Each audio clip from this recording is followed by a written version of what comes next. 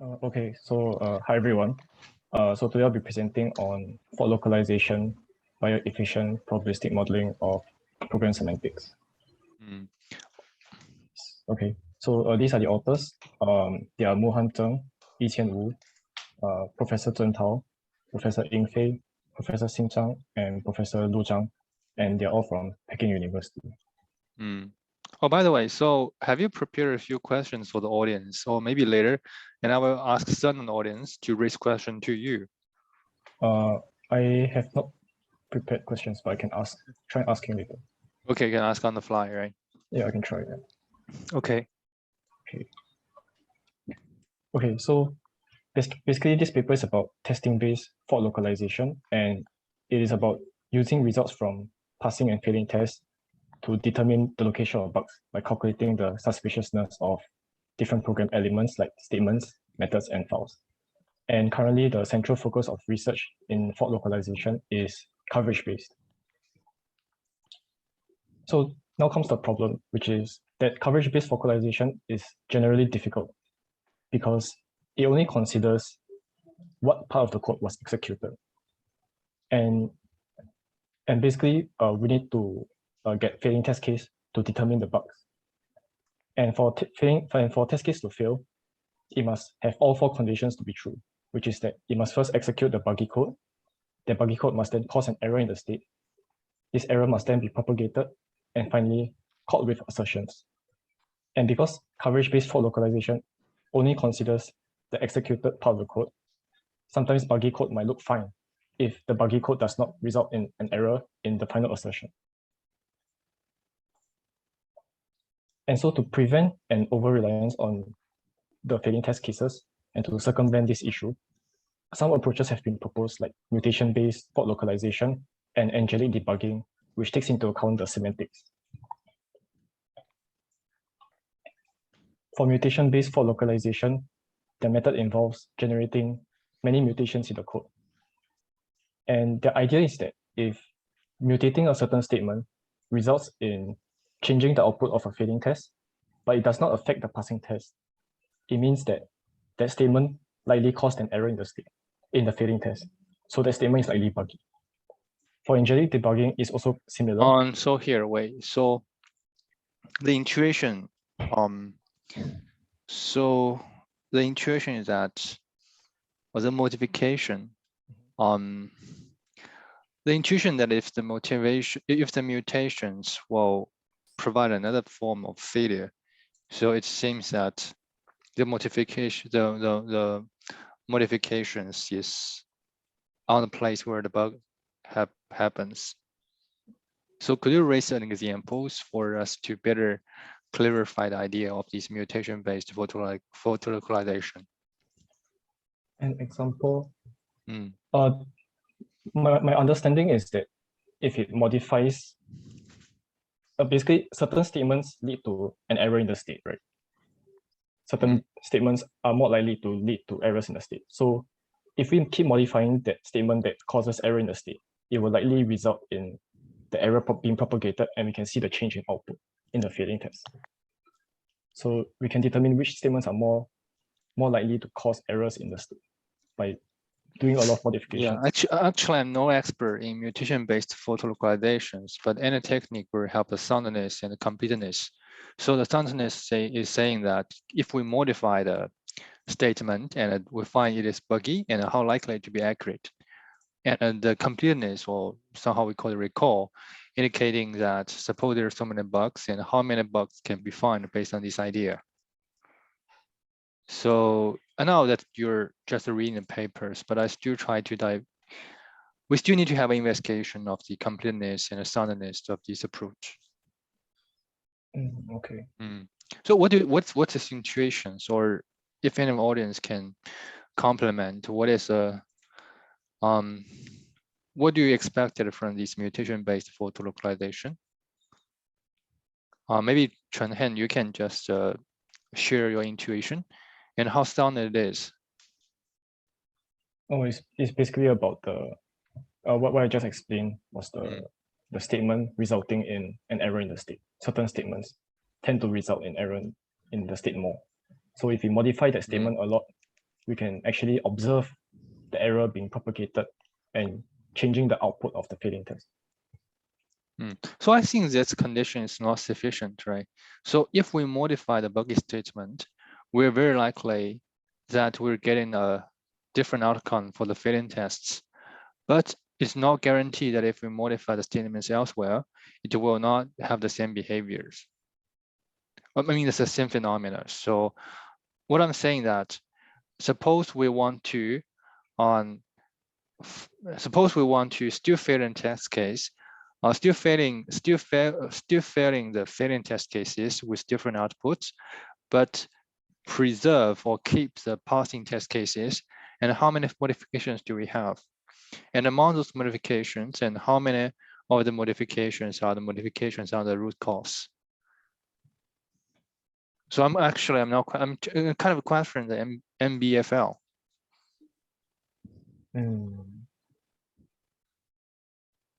Right. So anyway, so it's an idea. Definitely, if we go through the experiment, and if the experiment is carefully designed, we do be able to get some good results. But I'm asking for the journal case, whether the mutation-based photolocalization is feasible, or maybe it will be applied on certain scenarios, or if it will be effective only under certain scenarios. So the logic is not bidirectional, right? So which means that if we modify the root cause, we are likely to get in another failing test cases. We're likely to get in a failing test cases with different outputs. But is that possible that it will modify the other statements and we still have the same phenomena? So in that case, we will have a lot of, if that case happens, we will have a lot of false positive. Yeah, that makes sense. I guess they might be using the passing test as a buffer. Yeah, I agree. The more passing test cases we have, the more likely the MBFL will be effective. So, okay. Okay. For angelic debugging, it's also a similar idea. So they try to modify expressions in the code such that we can pass the failing test without failing the existing passing test. And if this is possible, the expression is likely buggy. So the angelic debugging is only looking to the expression in the if statement. Yes. All right. So and the angelic debugging is very famous in the area. Okay. Okay, but these two approaches. By the way, I have one more comment. So here we're talking about the modification, but if we want to really automate the approach, so we need to define the operator, the mutation operators on this on the project, right? So that is also the part we're working on. So for example, if we want to modify the expression, and what kind of modifications can we apply on the expressions? Right. So that is also a problem of defining the mutator. Yes. Okay. Okay. So, but these two approaches are not very good according to the paper because the main issue they have is that it's very heavyweight. MBFL takes too long to localize because of the number of possible mutations. And as for angelic debugging, there has not yet been any practical implementation, especially for programs that are too large. Okay, so now I'll talk about what they proposed. So their approach is much more lightweight compared to MBFL and angelic debugging. And this is a very simple summary of their approach. So first, they obtain the traces, and they will build a probabilistic model using the information from the traces. And finally, they use the model to calculate the probability of bug in each statement. And so I mentioned before, this is much simpler because there's no need to consider full semantics.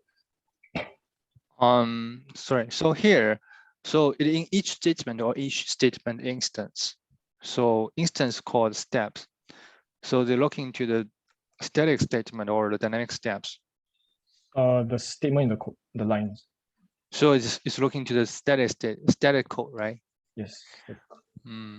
All right. So yeah, that's interesting. So for some bugs, the statement could be the buggy, but it will not. But it might not be buggy all the times. You get what I mean? So again, if a statement happens in a loop, and the statement is actually working fine or function well for the first few iterations, but maybe buggy on the last few iterations. So we're very hard to say the statement is buggy, or the buggy statement is just conditional, based on what scenarios, based on what input. Understood.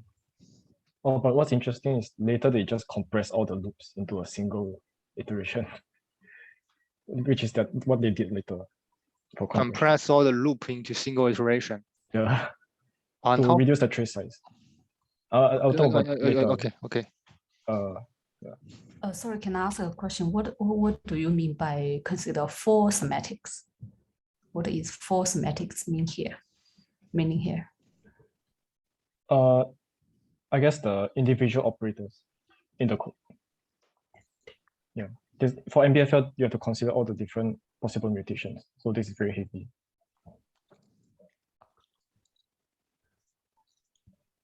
I think so. It's more like the cost. So but I can follow the question is how do we define the semantics? And how does author define the semantics? Oh, sorry, I'm not really sure about the semantics. Okay, so maybe here when you're given the slides, you can just especially when you're using terminologies, you just be a little bit careful. If you're not certain, maybe the full semantics is terminologies used in the paper, right? Yes. Okay, maybe let's move on. Okay. Yeah, but I think the overall idea is that it will be more lightweighted. Yes. Okay, so now I'll go deeper into their probabilistic model, and I'll start off with the probabilistic constraints. So they provided with an example test case, a very simple one. So it involves a single method called foo, takes in an integer, and it checks if the integer is less than or equals to 2, which is actually buggy, supposed to be less than 2. And then it adds 1 to it and returns it. And they also provided a passing test case and a failing test case. So for both general input, so it at least requires one passing and one failing test cases. Yes, they need at least both. Yeah, both. So if we take a look at the trace for both test cases, where A is 1 and 2, they both enter 3, which is true, they enter 4 and 6. So both pass and fail if we use coverage-based fault localization, which involves figuring out the difference in the coverage. There's actually no difference. So coverage-based fault localization will not work for this case. So the paper stated that we should use program semantics to derive the root cause. And what they mean by that is... Can you repeat on the part why the coverage base will not work? So let's say the input is 1, right? Yeah. It will enter, if it's true, you enter 4 and 6. So the trace is 3, 4, 6. And for failing is also 3, 4, and 6. So if you try to find the difference... no difference in the coverage. I see. Okay. Yeah, thank you. So by right, there's a technique called spectrum-based photo localization. So the more test cases you have, or the more diversified failing and passing test cases, the more likely you will have good results. So intuitively, if a statement appears more in the passing test cases, it will be more likely to be correct, right? And a statement covered by more of the failing test cases is more likely to be buggy. So based on, there's a lot of the metrics and evaluations to calculate the concrete score for each line to infer how likely this statement is buggy. But in this example, of course, also deliberately construct the examples to make sure that one test case, one passing test cases, cannot provide us cannot provide us a decision to distinguish which statement. But of course, if we can provide more test cases, for example, if we can provide the input of from 1 to 2 to 3, and that what might given A is 1, 2, 3, it might make a difference, but it requires us to repetitively generate more of the test cases and the design or fulfilling the test oracles for each generated test cases. I'm not sure I have made myself understood.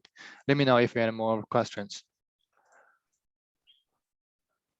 Yeah, I understand. So thanks, Dr. Lee. Okay, let's move on. Okay. So basically now they try to solve the problem by using probability. And what they mean by that is they take a look at the sensitivity of the operators.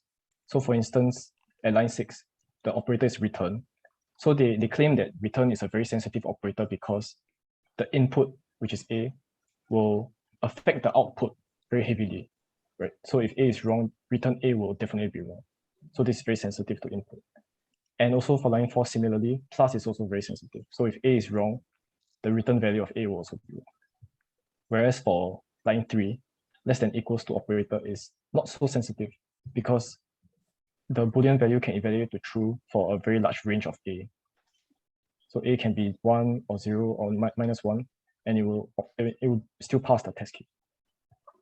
So they try to model that in the probabilistic constraints. Okay, so now I'll talk about the right-hand side. But first I'll talk about the different variables they use. So DI means the value written at line I. So for instance, D2, the value written at D2 is the value of A. Whereas for D3, the value written for here is actually the Boolean condition, true or false. So this is D3, this is D2. SI is the correctness of statement at line I.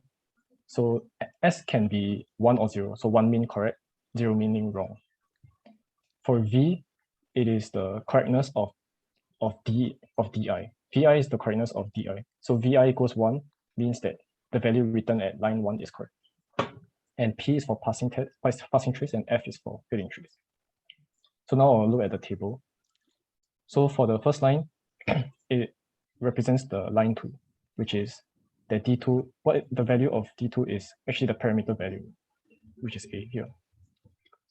And they're saying that the probability of the value written at line 2 for passing and failing trace, probability of it being correct is 100%. So they're basically saying that the input is correct. But this is actually an assumption. So they for this method, they assume that all inputs is always correct. And for line 3, the statement 3, it is about assigning the condition. So D2 less than equals to 2 is the return value at line 3. And what they're trying to say here is that if the value, this is because line 3 reads the value of A from line 2. So they're saying that if the value read from line 2 is correct, here, if line 2 is correct, and the statement S3 is also correct, the probability that the Boolean condition true or false is correct is 100%. They're saying that if all the inputs are correct, the output will also be correct for line 3. And if either one of them is wrong, for instance, A from line 2 is wrong, or if the statement, the less than equals to is wrong, the probability that the Boolean condition is correct is not 0. They place 0.5 because there's a chance of the Boolean condition still being evaluated to true, just like in the passing test case. Passing test case, the condition was wrong, but not a condition, the operator was wrong, but the condition was still true. So they model this by putting a value 0.5. And this is arbitrary. We can modify this any way you want, but for now, they represent these insensitive operators as 0.5 probability. For line 4, we can see that there's actually... Sorry if I just raise one more question. So could you be illustrate a little bit about V3 P/F? So this, could you interpret the semantics meaning of this probability? Oh, they're saying that, okay, we look at the first line. So so here what I can observe that each line will only define one variable, right? Yes. So that's why they can just provide this such a formulation. Despite I don't like this formulation because it's very informal, It just seems very informal for me, but anyway, this illustrate. It can illustrate, or it can use to illustrate the example. So here we can confirm that each line will only define one variable, right? And this variable can either be a Boolean, a result of the comparisons, or a definition of the variables. So we have, so the first line or the first row is basically saying that the first line is, or the parameter is correct, right? Yes. And for the parameter is correct. So could you illustrate a bit about the V2P equals 1 and the V2F equals to 1? P equals. Yeah, so 2P and 2F, what does it stand for? So V2 is the V2 is the correctness of the variable written at line 2, which is A, the correctness of A. And if it equals to 1 means it's correct, equals to 0 means it's true. What's the difference between 2P and 2F? P is for the passing trace and F is for the fading trace.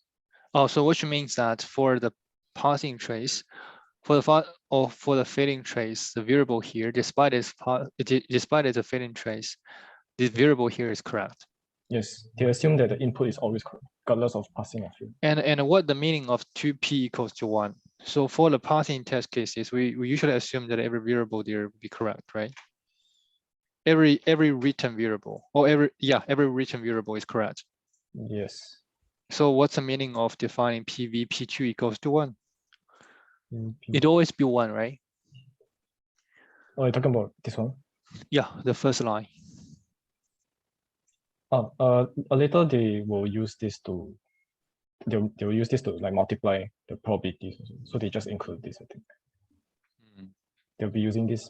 I mean, yeah, it's always 1. So actually, I also agree it's not necessary. They can actually remove this. Honestly, that's how I feel. But they use it in the multiplication. But they'll be multiplying it with 1 anyway. And yeah, so the variable. Okay, you can move on. You can illustrate line by line. I think the example is super important. So I explained line 3 already, which is the usage of the correctness of statement 3 and the red variable. Then for line 4, which is A equals A plus 1, there's actually an additional predicate, which is the line 3 one, the condition. So this represents the correctness of the control, whether it entered the if statement correctly or not. And if the Boolean condition is true, the red variable A is also true, and the statement 4 is also true, it must mean that the A written at A equals A plus 1, the value must be correct, since all 3 inputs are correct. And if any one of them is wrong, the probability that that return variable is wrong, they placed 0.01 for this. And this is lower than 0.5 because of the operator. They stated that plus is a sensitive operator, so if any of the inputs are wrong, it is highly likely that the return variable is also wrong because of the plus operator. Whereas it's 0.5 because of the less than equals to here for line 3. So this is how they model the semantics in the probabilistic constraints. Yeah. So how the operators affect this probabilistic constraint is like they define them, the researchers self-define. Yes, they self-define, they hard-code the values for certain operators. And I think, please, yeah. They consider in total? They did not list all the operators, but they talked about plus, minus, less than equals to, return, equals to, not equals to. Okay. So maybe I raise the questions to Zhang Yi. You can maybe can compare a better intuition. So we're talking about, so in line 3, we're talking about whether the condition, the variation of the condition will be true or false, right? So if the condition is wrong, for example, it is greater equal than, which has been changed to the greater than or smaller than. So how likely the incorrectness of the operators will affect the final valuation of the condition? So Oh, will be less sensitive, right? So suppose so another example is that if I change 2 to 5 to 20 to 100, and even if the statement is not correct, it is still likely that the final variation of the Boolean expression will still be correct. Have my math understood? So suppose A is equal to 100. Suppose A is equal to 0. And if the constant 2 has been changed to 5, changed to 0, we know that is incorrect. But anyway, so given a random value of A, the final Boolean expression will can still be correct, right? okay. So But when we're looking to line 4, the plus operators. So suppose we change into another A value, on the output of the A, the output of additions will be definitely be different value, right? So it is very likely. So as long as A is different, and the output value will be different. So here, 0.5 indicating that the smaller and equal than is the less sensitive operators than the plus operator. okay, I get it. But then why, when we are doing like a +1, which definitely modifies the A's value, we still give it 0.01? Why don't we just give it 0? I think that I think that's for calculation consideration, but that is just my hypothesis. So if it is totally be 0, it might cause some difficulties to calculating some of the some of the probability. I'm not sure. Maybe Cheng can have more suggestions or advice. Okay, I get it. Yeah. So these probabilities they will later use to multiply. So if it's 0, then everything will be 0. Yeah. I'll show that later. Okay. So then I'll continue with the statement 6, which is the return statement. So return statement, it only relies on the read from line 4 and also the correctness of the statement itself. So it is conditional relies on, right? So suppose A is larger than 2, or it will not relies on B, yes. Right? So this, I think, dynamic. Yeah. Okay, so this is not a static one. So to run and get a trace, you'll find that both test cases will actually cover line 4. So it has building a strong linkage between line 4 and line 6. Yes, the dynamic data dependency from 6 to 4. Yeah. And similarly also, so this is also return operator sensitive. So if any one of them is wrong, they put 0.0. And finally, for the ending, this is also similar to input. They assume the values. So this is also, they just plug in the values. So for passing, is always correct. For failing, the probability of it being correct is always 0. And later I will go in depth, but for now, if we use these probabilities to calculate the marginal probability of each S, they have successfully calculated that S3 has the highest probability of being 0, which is wrong. Okay, so now I will go into the exact probabilistic model that they used to model the constraints that I described in the previous slide. So these numbers, they don't mean anything. They're not from any code or anything. And this is just an empty graph as well. So it's called a factor graph. So the nodes are the circles, which are random variables, and they can contain the values 1 or 0. And later, they will be replaced by the statements and the variable correctness. So they can be correct or wrong, 1 and 0. Factors are they have edges connected to the nodes, and they are used to calculate the likelihood of the node being that value. So an example of that would be if you look at F1, and if you also look at N1, you can see that when N1 is 1, F1 is 0.4. When N1 is 0, F1 is 0.6. So F1 is actually telling us that it is more likely for N1 to be 0. So this is how we use factors. And later on, what we will do is we will calculate we will get all the different combinations of the nodes, calculate the factor values for each of them. And And why f2 will be a value larger than 1?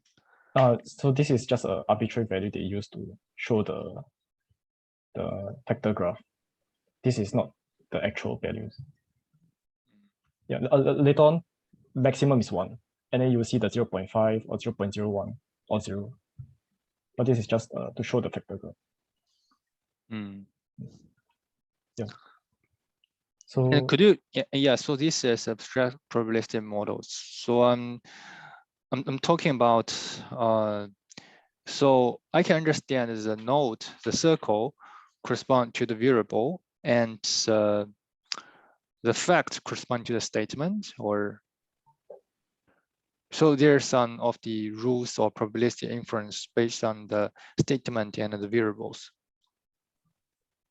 yes, so the nodes later we will see that they will represent the statements and the big S and the big V, basically. The nodes will be S and V. And what is fact and what the fact represents? It is the probability, the 0.5, 0.01. Okay. And the connected nodes will be all this. So S is connected to the squares. So these are sort of circles, the V and the S. So they will connect to the squares and we will calculate and we can calculate 0.05 or 0.01 based on the nodes. You mean the probability, the probability constraints? Yes, so factors are the probabilistic constraints. Later it will be more clear when we apply the code to it.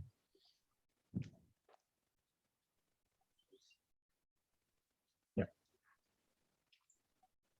Okay, you can move on. Okay. So later we will form this table and calculate the factor values for each combination. And what they do is they will calculate the joint probability. And joint, which is like I mentioned before, they just multiply all the factor values to get 1.08 here. And after that, they normalize them also to get something like a probability. So for all nodes to be 1, the probability is around 0.38. 38.6%. This is their table.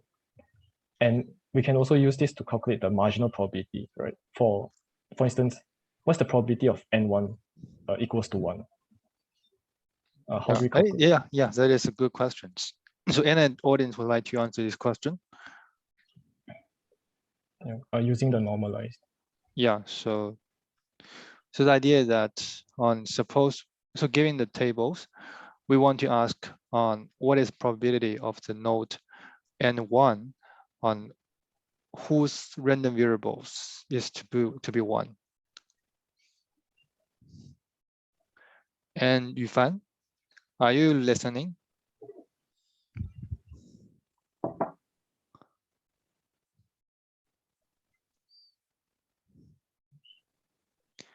Or David, are you? Yeah, like you're asking about the probability of n1 being true, right? Yeah. So then, like, we just consider the normalized probability, then it will be the sum of the cases that n1 equal to 1, and then divided by all the probabilities sum up together. Yeah, that's correct. Yeah, Right. so yeah, I think it has already been normalized, right? So you just need to set them up. Or, by the way, does all the normalized values sum up to be 1? It is not yes. true. It just get a value I didn't see it. Or almost, yeah, equal to 1. Yeah, so there's no need to divide it by 1, right? yeah, then it will be just sum of the cases that n1 equal to 1. Right. Yeah. Okay. Thank you, David. Yeah. Okay. So this is the basic idea, but we can see that this actually leads to exponential number of rows. So they actually use an algorithm called loopy belief propagation to do an approximation of the marginal probabilities. Okay. So this is where we actually apply the factor graph to an actual code. So this is the example from before. And we can see that it has the same circles and squares from before, the nodes and factors. But there are some differences, like there's a double circle and a double square. So the single circles are basically the correctness of the variable at line, the variable written at line 2, at that line, sorry. So for n0, it would be the correctness of A. So it can be 1 or 0 based on whether it's correct or not. And this is for line 3, the condition. A less than equals to 2. The double circle represents the statement. So whether S4 is correct or not, whether S4 equals to 1 or 0. And we also do the same for the failing test. Yeah. And I'll explain the factors in the next slide. Okay. So this is how we calculate the factor value, the 0.5 and 0.01 that came out before. So they're all just hard-coded. And their values basically depend on, which we also saw in the slides before, the input values and the output value. So in this case, the input, which is the sources for the A++ statement, they are the read value from line 2. We read A from line 2. The conditional value, which is the control statement, and the correctness of the statement. And this is the result. Yeah. And the sensitive and insensitive operators are these few. These are just some of the examples.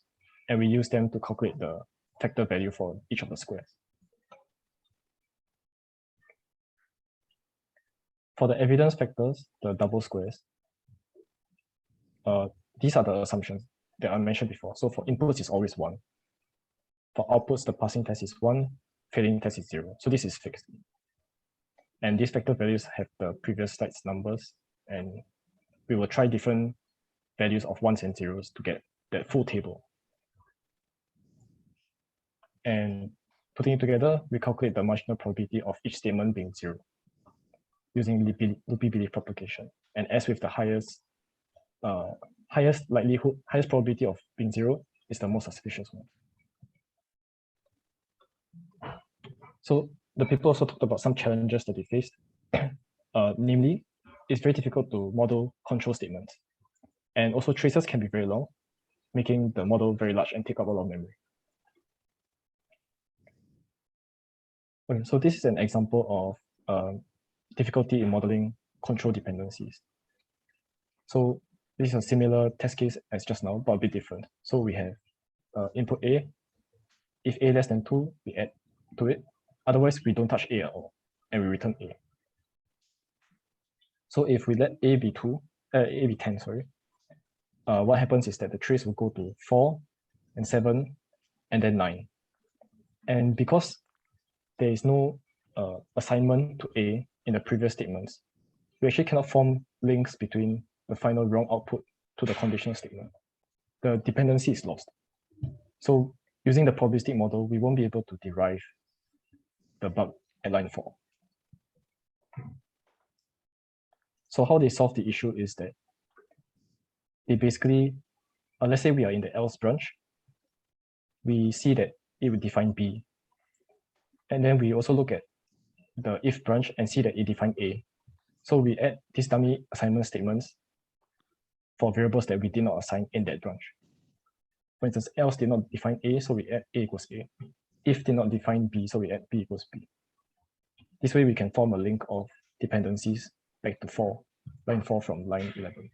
And we are able why do they need to do this? So the variation of A is control dependent on line 4. So we can using some program analysis technique to do that. Sorry? My point is that the variation of A depends on whether line 4 is true or false, right? Yes. Okay, so the question is that there have existing program analysis technique to do this. There's no need for this to make this dummy statement, right? There is no. So here we want to, what do they want? So if they just want to get information that A, the variation of A at line 11 is control dependent on line 4. So if we just want to get this information, why bother to have this dummy statement? They want to use the probabilistic constraints, the sources and the result. So if we didn't have A here, we won't be able to form that probabilistic constraint with 9 as the output. Line 9 as the output. The inputs involve control dependency, the red variable, which is A here. Yeah. So yeah. So I'm asking the control statement is line 4, right? So they just want to construct constraints, and it's constraints showing that the probability of A, the probability of A is correct, depends on whether the condition is correct, right? So they want to get what information they really want. It's what you said. They want to know that line 4 will ultimately affect line 9. Yeah, so my question or my point is that there's no need for the dummy statement to make it happen or to get the information. So we just need to analyze the control dependencies. In program analysis, there are existing technique to analyzing to get this information. But that's okay. So, but overall, they want to build so they want to, if they want to indicate the probability of some variable to be correct, they just want to find all the relevant or the directly relevant statement variables, and assuming all of these one are correct, and they will say this variable to be correct. So would you please go back to the previous slide? I still have some questions about this probabilistic model. Yeah, definitely this idea is inspired by the work in ICSI 2018, right? I think David and you were actually very familiar with this kind of the transforming the program statement into constraints, probability constraints. So the slides before, I'm asking about the constraint. Yeah, the constraint here, So you're saying line 3, right? Line 3. So the point is maybe line 4. Yeah, it is saying that if the variable A is correct and the statement is correct, the statement 4 is correct, then the A is correct.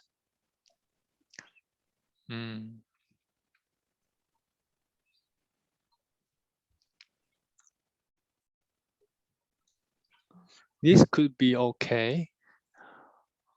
Okay, so this could be okay. So they're looking to each statement, or basically they're looking to each instruction, right? Yes.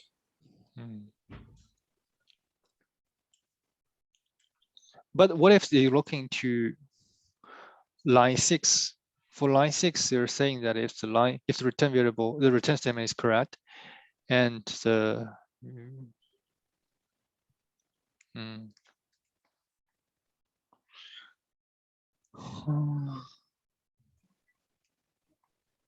and how do they infer? Maybe I ask more straightforward questions. And how do they infer the variable A in line 6 is correct?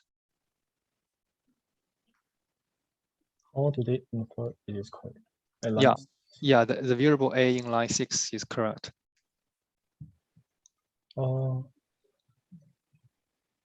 I'm not sure if they infer it's correct. Wait, what do you mean by infer? So after all, they want to have a statement. So the output of variable, the output of this approach is to show us which statement is correct, right? Yes. And if we want to know whether the statement is correct, we must know that the used variable is correct, right? And suppose we want to infer the probability of the statement 6 is correct. So we somehow need to understand whether the variable A used in line 6 is correct, right? And how do we infer the variable A here is correct? How do you infer? They use the probability model, which is this one. Okay, maybe I stop asking questions. You can further move on. Okay. Okay. So yeah. So they use this to form the chain to the line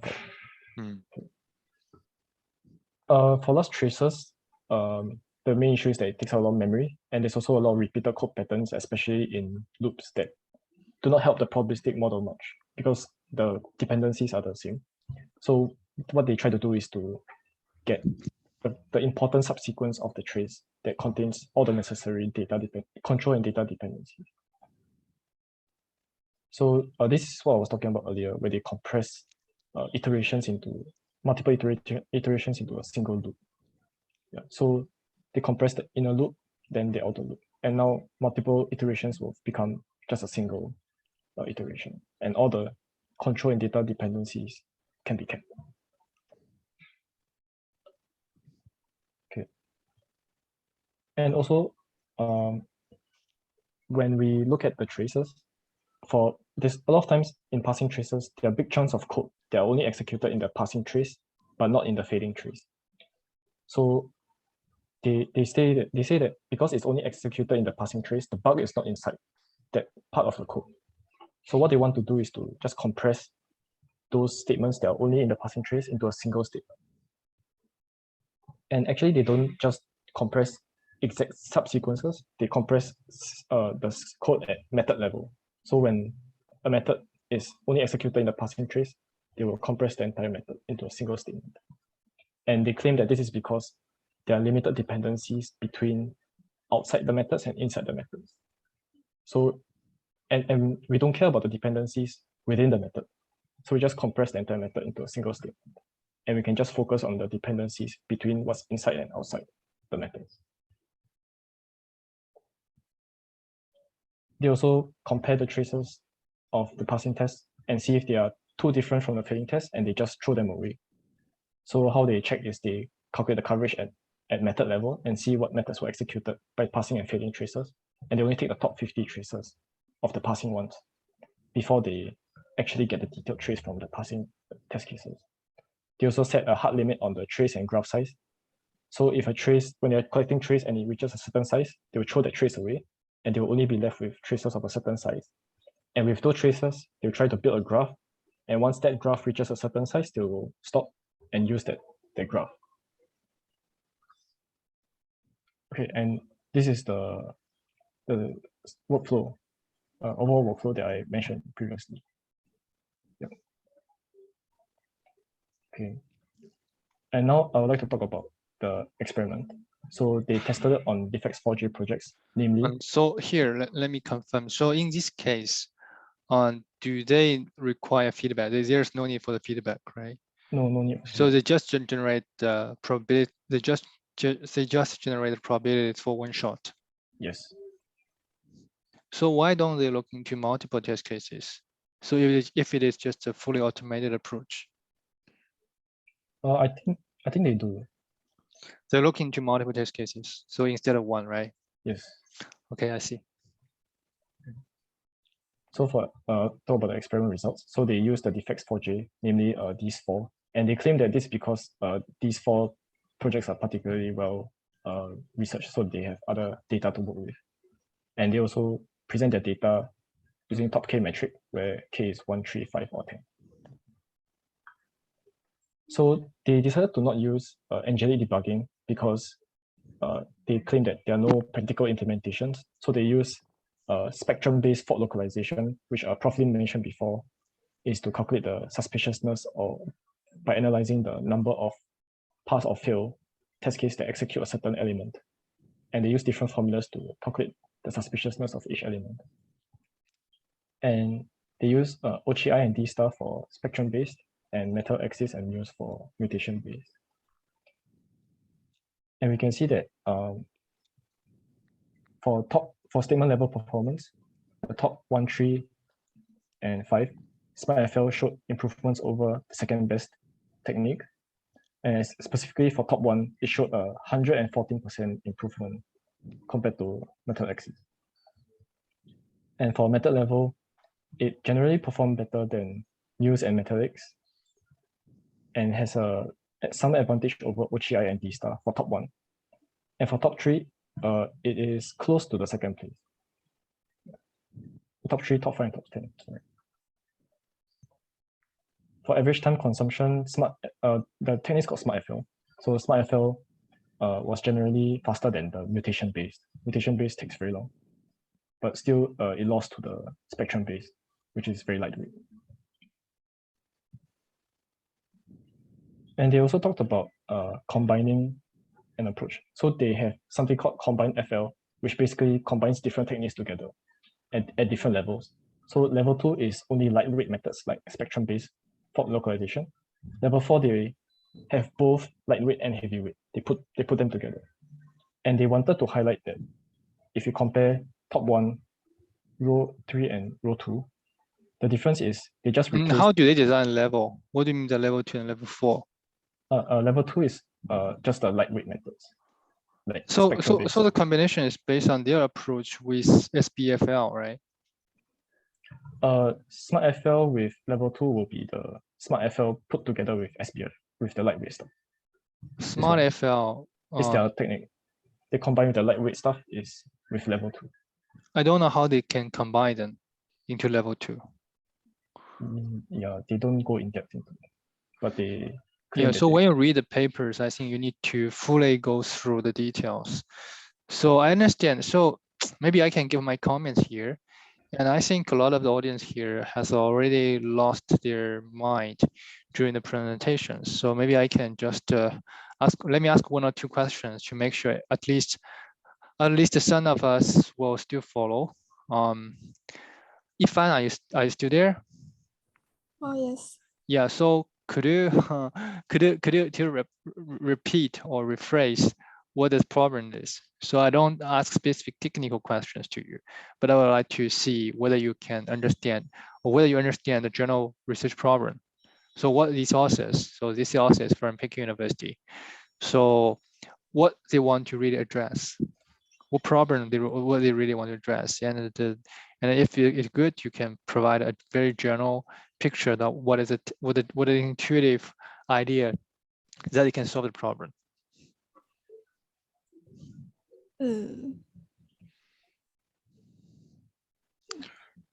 So what's the question? The question is that the research problem you're going to address, or the problem settings. So this is a research work. This is research work, and it's basically an algorithm. It will take some input and generate an output, right? So what is the input of this research work, and then what is the output? The input is a text or program, and output is the rank of the buggy probability, possibility of the line number. Yeah, right. almost there. So how do they achieve this probability? They build a graph based on the probability. Can I see the workflow slides? Okay, so Cheng, will you please show the workflow again? This one. Yeah, sure. Yeah. Yeah. So they also use the static analysis, and it's about the data dependency of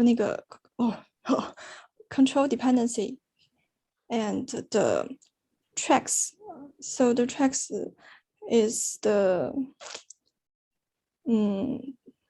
program.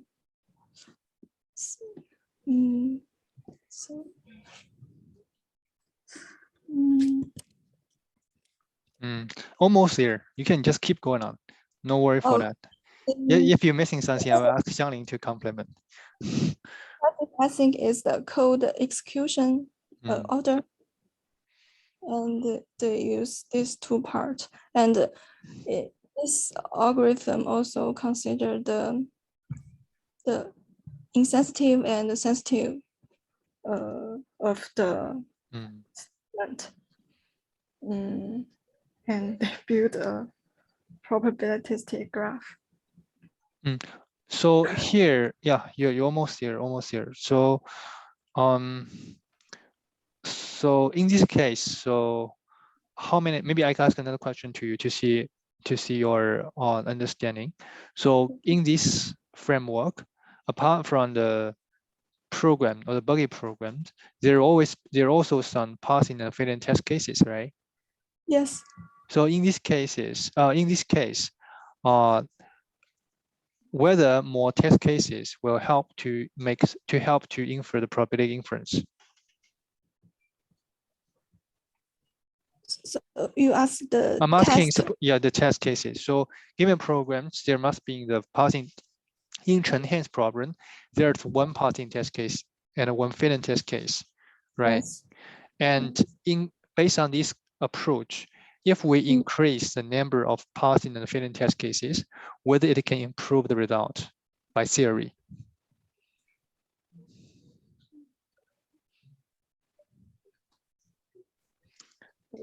It's a guess. If you don't have idea, it is guess. Or if you don't have the guess, you can ask Xiangling to complement the idea. Is Xiangling here? Oh, yes, yes. Yeah, so you understand the question? Yes. So what's your answer? I don't know if I understand it correct or not. Is it depend on the test case? Of course, it depends on test case. So Yeah, the question like, is that, so in yes. Cheng-Hen's problem, there's one passing test case and one failing test case. So they will have, so the output is that the algorithm will generate the probability for each variable, which means the probability that the variable is correct, and the probability of whether each statement is correct, right? So this is the algorithm, how the algorithm will output. So the question is that suppose we increase the number of the passing and failing test cases, whether the approach can have a better result.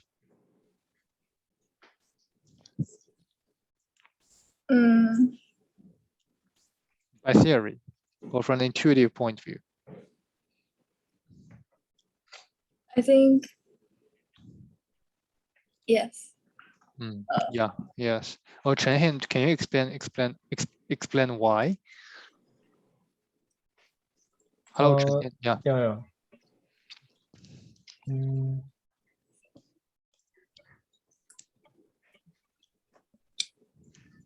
Let me think about what are you looking to?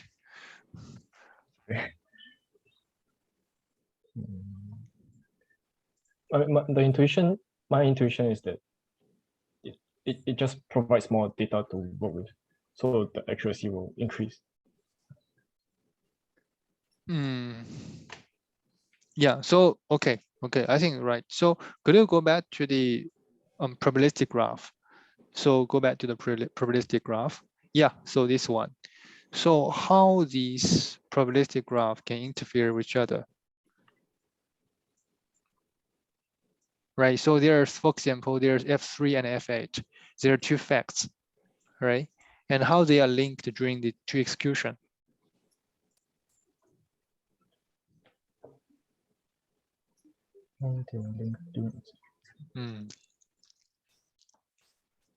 So you can see, yes, F1, we know that F1 is 1, right?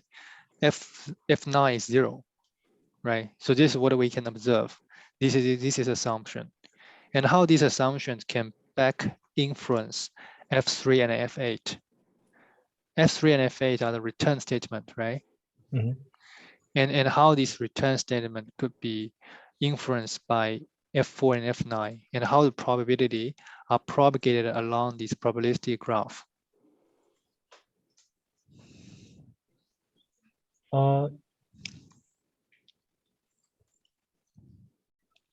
They actually just form that huge table of they actually calculate the different combinations of the value of the I'll show you the table. This one. They actually do this. And the factor comes in here by looking at the neighboring nodes, the correctness and wrongness. And this table is also heuristic. Right? So all the values on the table are all the heuristic. So I'm asking how the inference is made based on the constraints. So let's go back to the probabilistic graph. Okay. So we have assumption. We have known that F1 and F5 are 1, right? The fact f0, f5 is 1, and f4 is 1 as well, but f9 is 0, Yes. right? So this is what we have.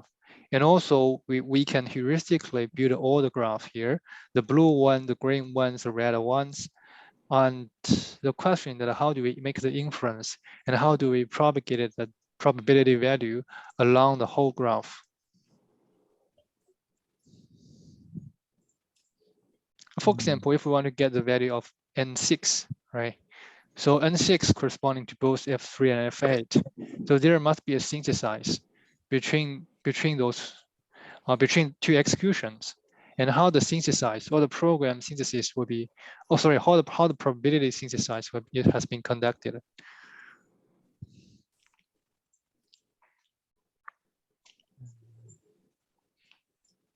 And do you have the answers? Or if no, we can just move on.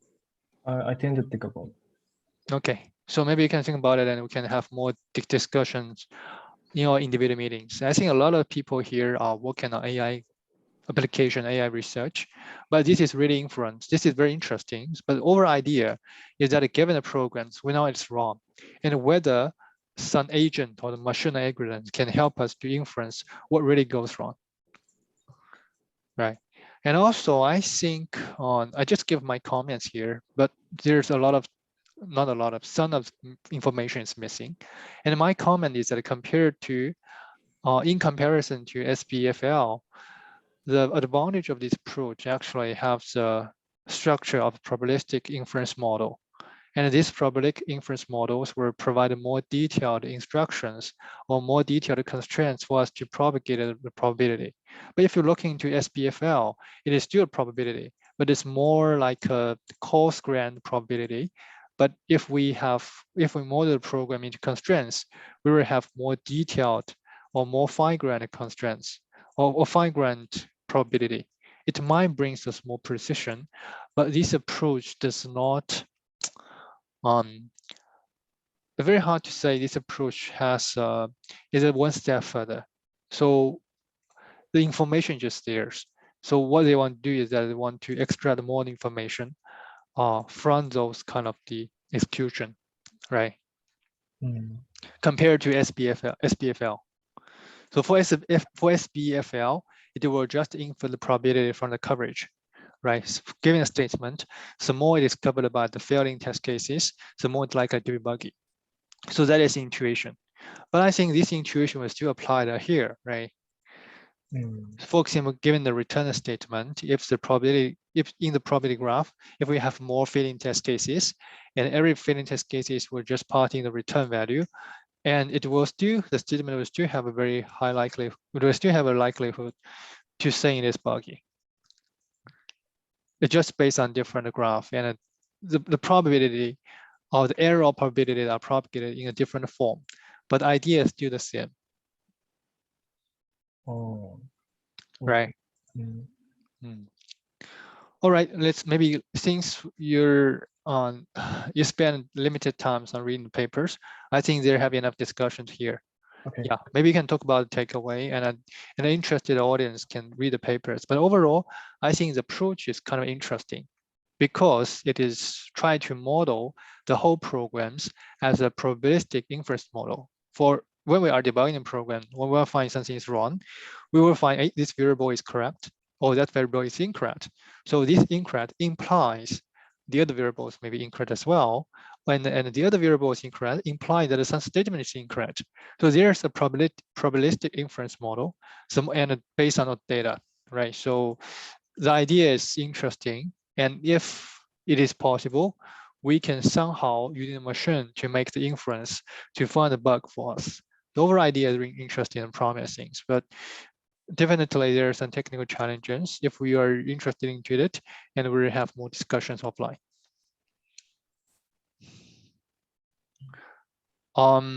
Is there any questions for Cheng's presentation?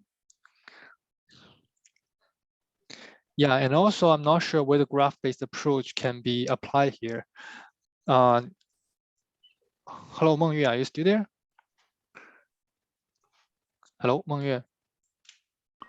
Yeah, Yeah, so what do you to feel hear. that this NA graph-based representation can be applied in this kind of probabilistic graph?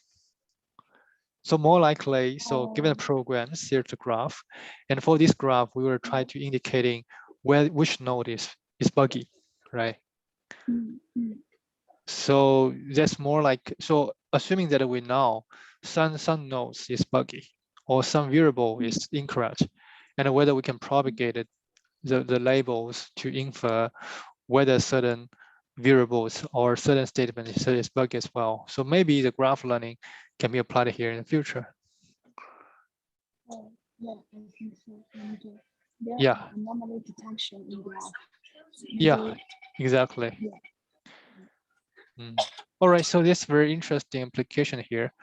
I understand. So a lot of us there's not working on these areas, but maybe it's good for us to know more about this other research. So if it is possible, we can assume that suppose in the future there is a robot and there are algorithms which can debug the program automatically for us. So that would be very enjoyable. All right. So maybe we can call it a day if you do not have further question.